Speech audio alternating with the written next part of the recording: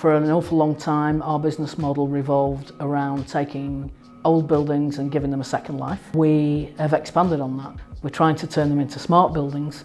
We really want to be seen as thought leaders. We felt that demonstrating that smart grid concept was really important in trying to bring some of the issues that we've currently got around energy supply and climate change to the fore. Outside the building, we've got a Tesla power pack, 200 kilowatt battery system, which is essentially made up of small scale car battery units that then form pods, and those pods are joined together to build the power pack system. So it's really, really scalable, and that was part of the reason why we chose the Tesla battery. We're charging the power pack at night and discharging the energy that's stored in that battery back into the building during peak periods. Huge for us. So the next stage for us is to put some solar panels on the roof. We're taking renewable energy from the panels, sticking it into our battery, and then discharging that energy back into the building at the times when we need it most.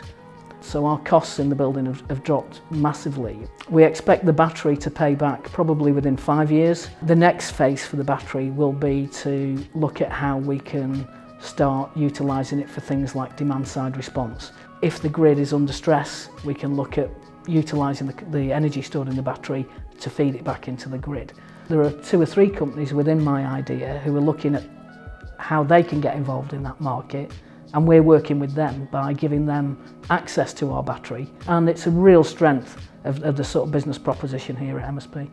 This building has been a catalyst for lots of other innovation within the group portfolio. If you sit at one of our desks, there'll be a small sensor underneath the desk which will tell us how often those desks are used. It gives us an awful lot of insight into the next building that we might build. If our customers traditionally build meeting rooms that service 10 people, but the data shows that more often than not those meeting rooms are only used by 4 people, they can think about how they use their space differently. Having sensors on doors which say bathrooms have been used 40, 50, 60 times, we can then start directing our resource in a much more efficient way to say, we need to go and check these bathrooms. By putting a sensor on the toilet roll holder, we know when the toilet roll is running low and we can change the toilet roll.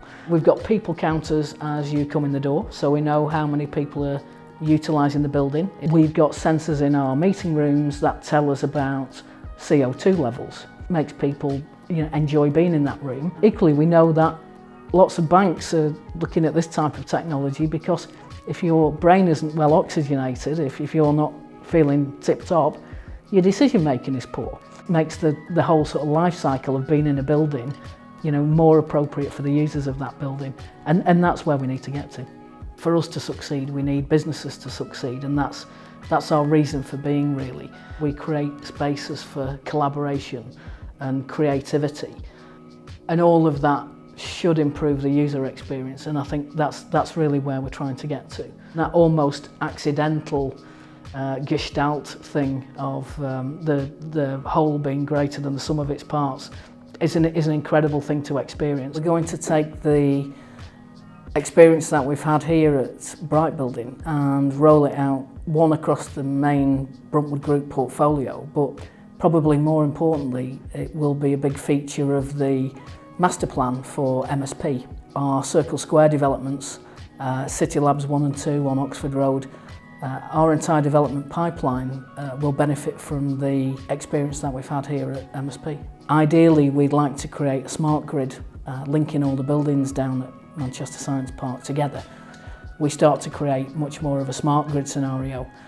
We can really help bring down the cost of energy, and more importantly, we can reduce our carbon emissions. We know we're at the start of a journey, the start of the next phase, and it is going to be that partnership and collaboration piece that really helps us move forward at pace.